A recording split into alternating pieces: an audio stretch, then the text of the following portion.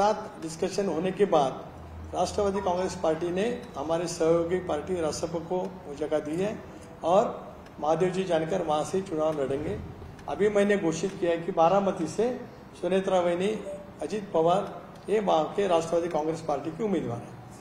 देखते हैं कि नीलेश लंके जो कभी आपके साथ थे वो साथ छोड़कर भी भागे, उनकी भी उम्मीदवारी पहले ही घोषित हुई है। ये जो बदल है आने से आपके पास आते वक्त की भाषा और अब वहां जाने के बाद क्या लगता है कि नीलेश लंके विजय हो पाएगा? स्थिति आप देखते हैं? मैं इतना ही दावा यहाँ पे करता हूँ, मायावती के उम्मीदवार जो दक्षिण नगर से चुनाव लड़ रहे हैं डॉक्टर सुजय विजय पाटिल, भारी वोटों से वो जीतकर आएंगे। राष्ट्रवादी कांग्रेस पार्टी पूरी तरह से ताकत उनको जिताने के लिए वहां लगाएंगे।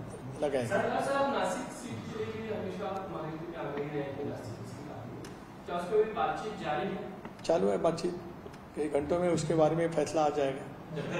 जितेंद्र आवाज कुछ नहीं है बारामती सीट को लेकर जिस परिवार की लड़ाई सामने आ रही है, एक बात आ रही है कि दोनों आमने सामने हो गए तो देखिए विचारों की लड़ाई है।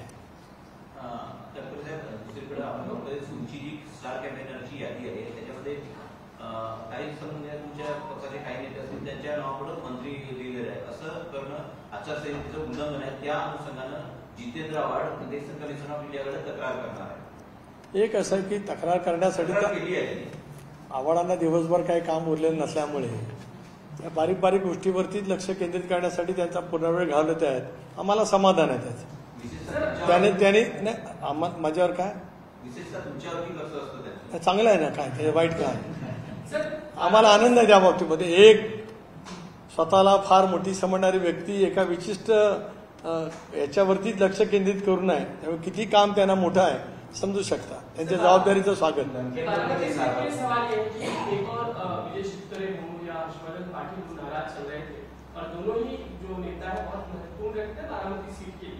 क्या उन दोनों को भी मना लिया गया है और वो कितने फायदेमंद हो सकते हैं बारामती सीट के लिए आपके वोट बैंक? देखिए हर्षवर्धन जी पाटिल एक तो इंदापुर के विधायक रह चुके हैं, कई साल मंत्रिमंडल में हमने उनके साथ काम किया है, उनकी शक्ति है। विजय शिवतारे जी भी मंत्रिमंडल में शामिल थे, वो भी 2